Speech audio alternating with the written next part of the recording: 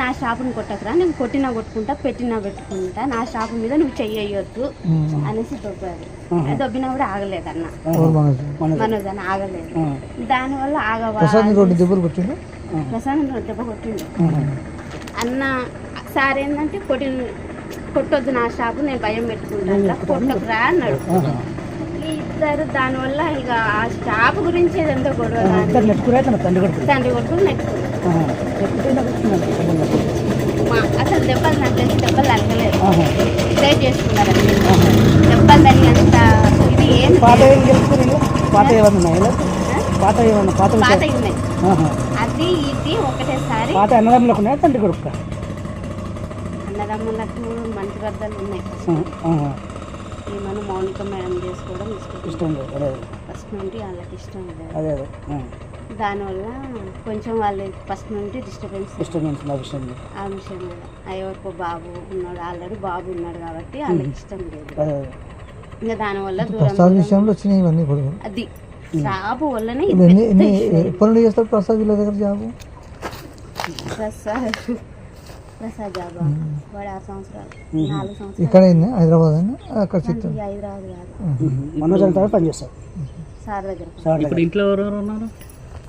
మనోజ్ అన్నండు, మౌనిక ముందు, అమ్ముంది, ముగ్గురు. సార్ లేడా? మార్నింగ్ మేడం వచ్చి ప్రసన్న మేడం వచ్చింది కదా, మధ్యాహ్నం కనిపించింది. లక్ష్మీ మేడం అంటే ఏమన్నా సంజాయించిందా లేకపోతే చెప్తుంది ఇంకా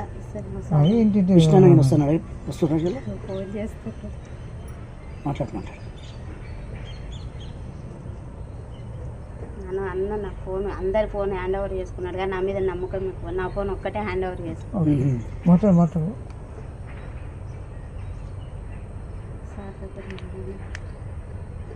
ఎన్ని గంటలకు అయింది? నైట్, శనివారం నైట్. అంతేనా? ఇక్కడ ఇంకా సారు ఇక్కడ ఏం జరుగుతుందో తెలుసుకోవడానికి ఫోన్ చేద్దాం అన్న. రాడు, నాకు తెలిసి మా విష్ణు అన్న రాడు. కానీ ఈయన భయం ఏంటంటే, విష్ణు అన్న ఏంటంటే సారు మీద చెయ్యి వేసినా ఎవరన్నా ఏమన్నా అన్న ఒప్పుకోడు.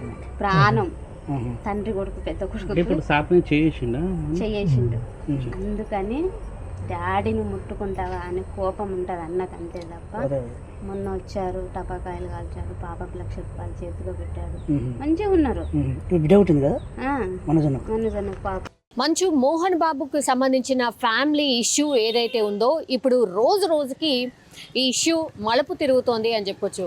ఎందుకంటే సండే నుంచి స్టార్ట్ అయినటువంటి ఈ ఇష్యూ అయితే ఇంకా కూడా కొనసాగుతోంది. ఎందుకంటే ఫ్యామిలీ ఇష్యూ అయినప్పటికీ కూడా వీళ్ళందరూ కూడా సినిమా ఇండస్ట్రీలో చాలా పెద్దగా చలామణి అవుతున్నటువంటి ఫ్యామిలీస్ కాబట్టి వాళ్ళ ఇంట్లో చిన్నది ఏది జరిగినా సరే ఒక పెద్ద వార్తలాగా అవుతుంది. అందులో భాగంగానే ఇప్పుడు మోహన్ బాబు ఇష్యూ కూడా పెద్ద ఎత్తున చర్చ జరుగుతోంది. అండ్ ఇంకోటి ఏంటంటే అటు మోహన్ బాబు కూడా అండ్ ఆ తర్వాత మంచు మనోజ్ కూడా ఎక్కడ కూడా తగ్గకుండా ఒకరిపై ఒకరు ఆరోపణలు చేసుకోవడమే కాదు, లిఖితపూర్వకంగా పహాడీ షరీఫ్కి సంబంధించిన పోలీస్ స్టేషన్లో ఇద్దరు కూడా ఫిర్యాదు చేసుకున్నటువంటి పరిస్థితి. ఇద్దరు కూడా ఒకటే ఆరోపణ చేస్తూ ఉన్నారు. మంచు మనోజ్ ఏమో తండ్రి తన అనుచరులతో కొట్టించాడు అని మనోజ్ ఆరోపణలు చేస్తుంటే, మోహన్ బాబు కూడా నాపై దాడి చేశాడు మనోజ్ అన్నటువంటిది మోహన్ బాబు పూర్తిగా ఆరోపణలు చేస్తున్న పరిస్థితి. ఇవి ఆరోపణలు మాత్రమే కాదు, డైరెక్ట్గా ఇప్పుడు ఇద్దరు వెళ్ళి మోహన్ బాబు కావచ్చు లేదంటే మనోజ్ కావచ్చు, వీళ్ళిద్దరు వెళ్ళి పహాడీ షరీఫ్ పోలీస్ స్టేషన్లో లిఖితపూర్వకంగా పూర్తిగా కంప్లైంట్ కూడా చేయడం జరిగింది. సో ఇప్పుడు సంచలనంగా మారినటువంటి సిచ్యువేషన్ కనిపిస్తోంది. ఎందుకంటే పహాడీ షరీఫ్కి సంబంధించిన పోలీసులు కూడా ఇప్పుడు ఇద్దరు కంప్లైంట్ చేశారు కాబట్టి కేసులు నమోదు చేశారు, ఎంక్వైరీ కూడా స్టార్ట్ చేసిన పరిస్థితి. అసలు తప్పు ఎవరిది, ఎవరు ముందుగా దాడి చేశారు ఏంటి అనే ఎంక్వైరీ అయితే పోలీసులు టేకప్ చేస్తున్న సిచ్యువేషన్ కనిపిస్తోంది. కానీ మంచు మనోజ్ ఆస్తికి సంబంధించిన వివాదంలో పూర్తిగా వీళ్ళిద్దరు కూడా అంటే దాడి చేసుకోవడం కావచ్చు, మాటలు అనుకోవడం కావచ్చు చేశారు అని అందరూ అనుకున్నారు. అలాంటి లీకే బయటకు వచ్చిన పరిస్థితి.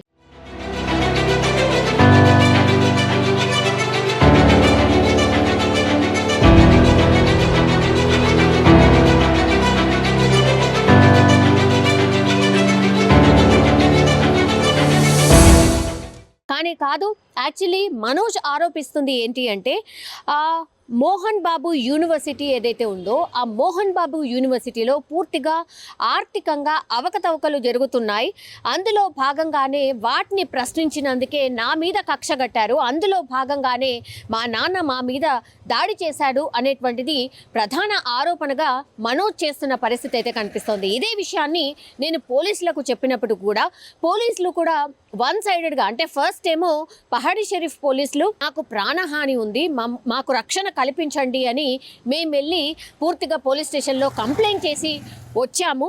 సో అందులో భాగంగానే అగైన్ మోహన్ బాబు కూడా సేమ్, అతనికి కూడా నాకు కూడా ప్రాణహాని ఉంది, నాకు కూడా రక్షణ కల్పించండి అంటూ ఇద్దరు కూడా సేమ్ వర్షన్ పహాడీ షరీఫ్ పోలీసులకు కంప్లైంట్ రూపంలో ఇవ్వడం జరిగింది. సో ఇద్దరికీ ప్రాణహాని ఉంది అని అంటూ ఇద్దరు కూడా ఇరువురు పోలీస్ స్టేషన్లో కేసు ఫైల్ చేయడం జరిగింది. అందులో భాగంగానే పహాడీ షరీఫ్ పోలీసులు కూడా పూర్తిగా ఎంక్వైరీ అయితే స్టార్ట్ చేశారు. కానీ మనోజ్ మాత్రం క్లియర్గా చెప్తున్నాడు, యాక్చువల్లీ ఎంబీయూ యూనివర్సిటీ ఏదైతే ఉందో అందులో పెద్ద ఎత్తున అవకతవకలు జరుగుతున్నాయి కాబట్టే నేను ప్రశ్నించాను, అది నచ్చకే పూర్తిగా నేను కాదు, నా పైనే కాదు, నా బిడ్డ పైన 7 months బిడ్డ పైన అట్లాగే నా భార్య పైన కూడా దాడి చేశారు అని మనోజ్ ఆరోపిస్తున్న పరిస్థితి. As well as Mohan Babu కూడా తన అనుచరుల మీద అండ్ నా పైన కూడా మనోజ్ దాడి చేశాడు అని చెప్తున్న పరిస్థితి. ఇంకోవైపేమో మంచు లక్ష్మి కావచ్చు, లేదంటే మంచు మనోజ్ కావచ్చు, విష్ణు ఆల్రెడీ హైదరాబాద్కి చేరుకున్నారు కాబట్టి ఇప్పుడు మోహన్ బాబు ఇంటికి వెళ్ళిన తర్వాత మరి మనోజ్ని పిలిచి అసలు ఏం జరిగింది ఏంటి అనేది కనుక్కునే ప్రయత్నం చేయబోతున్నారా?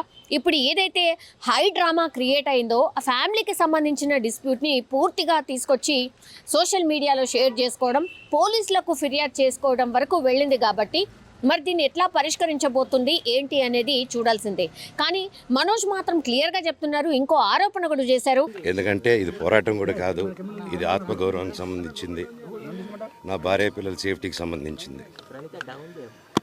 ఇది నాతో ఒక మగాడిగా నాతో డైరెక్ట్గా వచ్చి నాతో ఏం చేసినా పర్వాలేదు, నా భార్య పేరు ఇంక్లూడ్ చేయడం, నన్ను తొక్కేదానికి నా 7 నెలల పాపని ఇంక్లూడ్ చేయడం, నా బిడ్డల ఇంట్లో ఉండగానే అలా బిహేవ్ చేయడం కరెక్ట్ కాదు. ఈరోజు పోలీస్ దగ్గరికి నేను వెళ్ళి ప్రొటెక్షన్ అడిగాను. నేను మొన్న వచ్చి అడిగినప్పుడు మీకు అన్ని ఎవిడెన్స్లు ఇస్తాను, ఎస్ఐ గారు ఇక్కడి నుంచి వచ్చి నేను ఇస్తాను సార్ ప్రొటెక్షన్ చూపించాను, బౌన్సర్లు అందరూ అక్కడికి కొండ దాక్కున్నారని చూపించాను. అది కొంచెం చూసి ఓకే సార్ మీరు ధైర్యంగా ఉండండి మేము ఎక్కడికి వెళ్ళట్లేదని చెప్పి మాట్లాడి పారిపోయారు. అండ్ సీఎంలకు అండ్ పోలీస్ ఆఫీసర్స్కి కూడా రిక్వెస్ట్ చేసిన పరిస్థితి. మా పైన అయితే పూర్తిగా దాడి చేశారు, చంపే ప్రయత్నం కూడా జరిగింది కాబట్టి మాకు సెక్యూరిటీ కల్పించండి అని.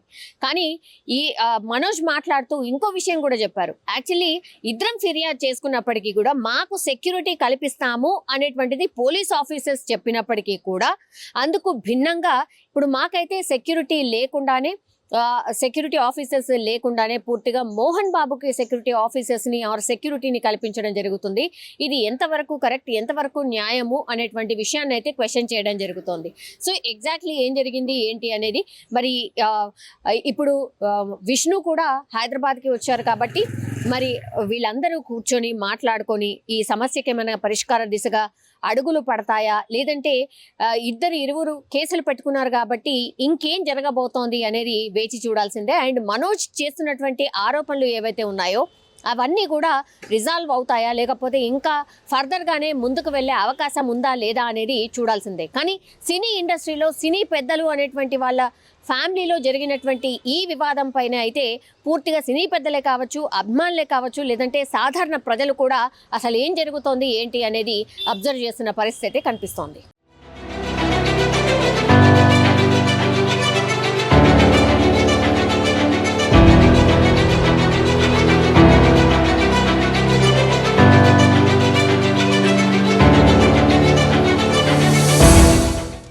ఎందుకంటే ఇది పోరాటం కూడా కాదు, ఇది ఆత్మగౌరవానికి సంబంధించింది, నా భార్య పిల్లల సేఫ్టీకి సంబంధించింది. ఇది నాతో ఒక మగాడిగా నాతో డైరెక్ట్గా వచ్చి నాతో ఏం చేసినా పర్వాలేదు, నా భార్య పేరు ఇంక్లూడ్ చేయడం, నన్ను తొక్కేదానికి నా 7 నెలల పాపని ఇంక్లూడ్ చేయడం, నా బిడ్డల ఇంట్లో ఉండగానే అలా బిహేవ్ చేయడం కరెక్ట్ కాదు. ఈరోజు పోలీస్ దగ్గరికి నేను వెళ్ళి ప్రొటెక్షన్ అడిగాను.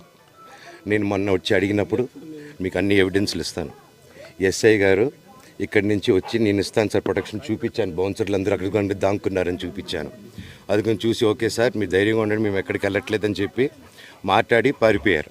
నేను ఇంక్లూడ్ చేయడం, నా బిడ్డలు ఇంట్లో ఉండగానే అలా బిహేవ్ చేయడం. ఈరోజు పోలీస్ దగ్గరికి నేను వెళ్ళి ప్రొటెక్షన్ నేను మొన్న వచ్చి అడిగినప్పుడు మీకు అన్ని ఎవిడెన్స్ ఇస్తాను. ఎస్ఐ గారు ఇక్కడి నుంచి వచ్చి నేను ఇస్తాను సార్ ప్రొటెక్షన్ చూపించాను. బౌన్సర్లు అందరూ అక్కడికి దాక్కున్నారని అది కొంచెం చూసి ఓకే సార్ మీరు ధైర్యంగా ఉండండి మేము ఎక్కడికి వెళ్ళట్లేదని చెప్పి మాట్లాడి పారిపోయారు. ఇప్పుడు కానిస్టేబుల్స్ వచ్చి అందరూ నా మనుషులందరినీ భయపించి ఇప్పుడు వాళ్ళ పేర్లు తీసుకొని బెదరగొట్టి మా మనుషులను పంపించేసి వేరే బాడీ గార్డ్ లోపలికి పంపించున్నారు సార్. ఏం జరిగిందండి అసలు? గొడవలు ఎందుకు జరిగాయి? మిమ్మల్ని ఎందుకు బయటకు ఎందుకు వన్ సైడ్ తీసుకుంటున్నారు? కంప్లైంట్ తీసుకున్న తర్వాత వాళ్ళకి ఏ అధికారం ఉంది? నా ప్రొటెక్ట్ చేసే మనుషులు పంపించేదానికి అధికారం ఉంది. ప్రపంచంలో నా అందరినీ కలుస్తాను సార్, బయలుదేరి.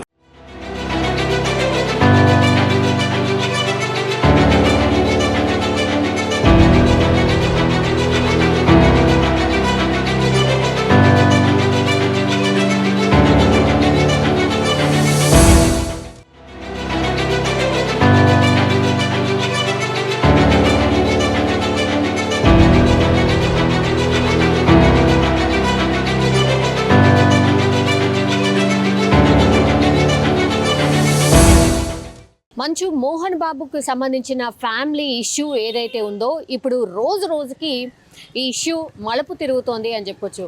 ఎందుకంటే సండే నుంచి స్టార్ట్ అయినటువంటి ఈ ఇష్యూ అయితే ఇంకా కూడా కొనసాగుతోంది. ఎందుకంటే ఫ్యామిలీ ఇష్యూ అయినప్పటికీ కూడా వీళ్ళందరూ కూడా సినిమా ఇండస్ట్రీలో చాలా పెద్దగా చలామణి అవుతున్నటువంటి ఫ్యామిలీస్ కాబట్టి వాళ్ళ ఇంట్లో ఏ చిన్నది ఏది జరిగినా సరే ఒక పెద్ద వార్తలాగా అవుతుంది. అందులో భాగంగానే ఇప్పుడు మోహన్ బాబు ఇష్యూ కూడా పెద్ద ఎత్తున చర్చ జరుగుతోంది. అండ్ ఇంకోటి ఏంటంటే అటు మోహన్ బాబు కూడా అండ్ ఆ తర్వాత మంచు మనోజ్ కూడా ఎక్కడ కూడా తగ్గకుండా ఒకరిపై ఒకరు ఆరోపణలు చేసుకోవడమే కాదు, లిఖితపూర్వకంగా పహాడీ షరీఫ్కి సంబంధించిన పోలీస్ స్టేషన్లో ఇద్దరు కూడా ఫిర్యాదు చేసుకున్నటువంటి పరిస్థితి. ఇద్దరు కూడా ఒకటే ఆరోపణ చేస్తూ ఉన్నారు. మంచు మనోజ్ ఏమో తండ్రి తన అనుచరులతో కొట్టించాడు అని మనోజ్ ఆరోపణలు చేస్తుంటే, మోహన్ బాబు కూడా నాపై దాడి చేశాడు మనోజ్ అన్నటువంటిది మోహన్ బాబు పూర్తిగా ఆరోపణలు చేస్తున్న పరిస్థితి. ఇవి ఆరోపణలు మాత్రమే కాదు, డైరెక్ట్గా ఇప్పుడు ఇద్దరు వెళ్ళి మోహన్ బాబు కావచ్చు లేదంటే మనోజ్ కావచ్చు వీళ్ళిద్దరు వెళ్ళి పహాడీ షరీఫ్ పోలీస్ స్టేషన్లో లిఖితపూర్వకంగా పూర్తిగా కంప్లైంట్ కూడా చేయడం జరిగింది. సో ఇప్పుడు సంచలనంగా మారినటువంటి సిచ్యువేషన్ కనిపిస్తోంది. ఎందుకంటే పహాడీ షరీఫ్కి సంబంధించిన పోలీసులు కూడా ఇప్పుడు ఇద్దరు కంప్లైంట్ చేశారు కాబట్టి కేసులు నమోదు చేశారు, ఎంక్వైరీ కూడా స్టార్ట్ చేసిన పరిస్థితి. అసలు తప్పు ఎవరిది, ఎవరు ముందుగా దాడి చేశారు ఏంటి అనే ఎంక్వైరీ అయితే పోలీసులు టేకప్ చేస్తున్న సిచ్యువేషన్ కనిపిస్తోంది. కానీ మంచు మనోజ్ ఆస్తికి సంబంధించిన వివాదంలో పూర్తిగా వీళ్ళిద్దరు కూడా అంటే దాడి చేసుకోవడం కావచ్చు, మాటలు అనుకోవడం కావచ్చు చేశారు అని అందరూ అనుకున్నారు. అలాంటి లీకే బయటకు వచ్చిన పరిస్థితి.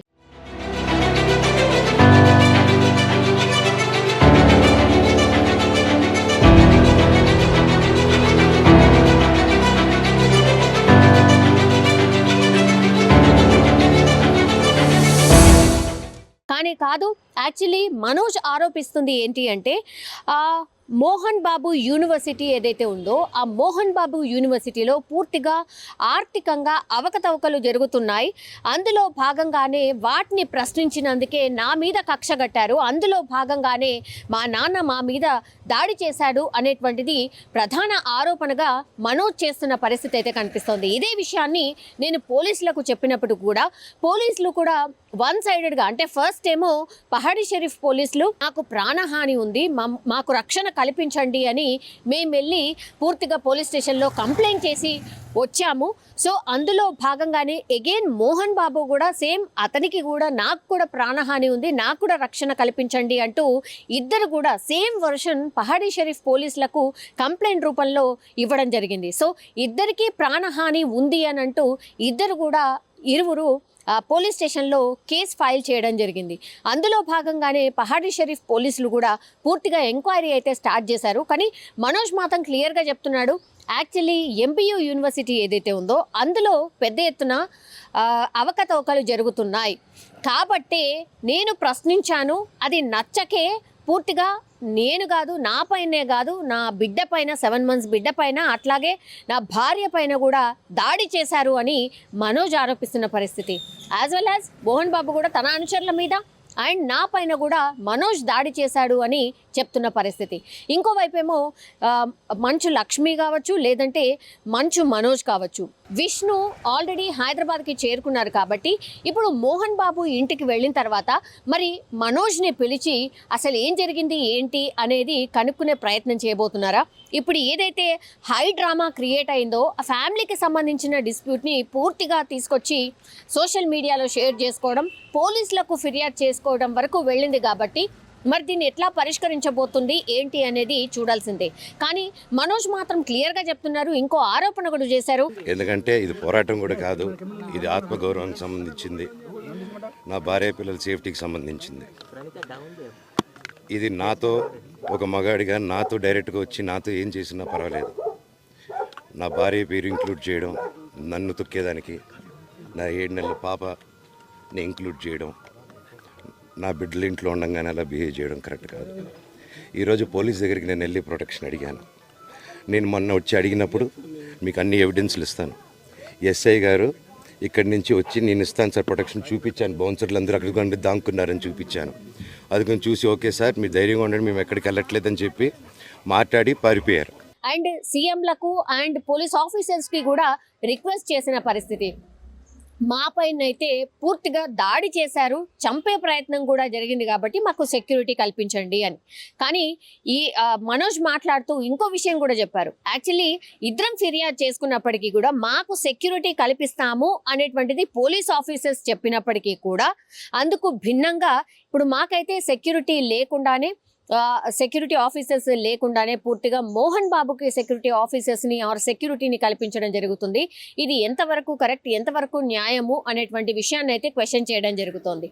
సో ఎగ్జాక్ట్లీ ఏం జరిగింది ఏంటి అనేది మరి ఇప్పుడు విష్ణు కూడా హైదరాబాద్కి వచ్చారు కాబట్టి మరి వీళ్ళందరూ కూర్చొని మాట్లాడుకొని ఈ సమస్యకి ఏమైనా పరిష్కార దిశగా అడుగులు పడతాయా, లేదంటే ఇరువురు కేసులు పెట్టుకున్నారు కాబట్టి ఇంకేం జరగబోతోంది అనేది వేచి చూడాల్సిందే. అండ్ మనోజ్ చేస్తున్నటువంటి ఆరోపణలు ఏవైతే ఉన్నాయో అవన్నీ కూడా రిజాల్వ్ అవుతాయా, లేకపోతే ఇంకా ఫర్దర్గానే ముందుకు వెళ్ళే అవకాశం ఉందా లేదా అనేది చూడాల్సిందే. కానీ సినీ ఇండస్ట్రీలో సినీ పెద్దలు అనేటువంటి వాళ్ళ ఫ్యామిలీలో జరిగినటువంటి ఈ వివాదం పైన అయితే పూర్తిగా సినీ పెద్దలే కావచ్చు, అభిమానులే కావచ్చు, లేదంటే సాధారణ ప్రజలు కూడా అసలు ఏం జరుగుతోంది ఏంటి అనేది అబ్జర్వ్ చేస్తున్న పరిస్థితి కనిపిస్తోంది.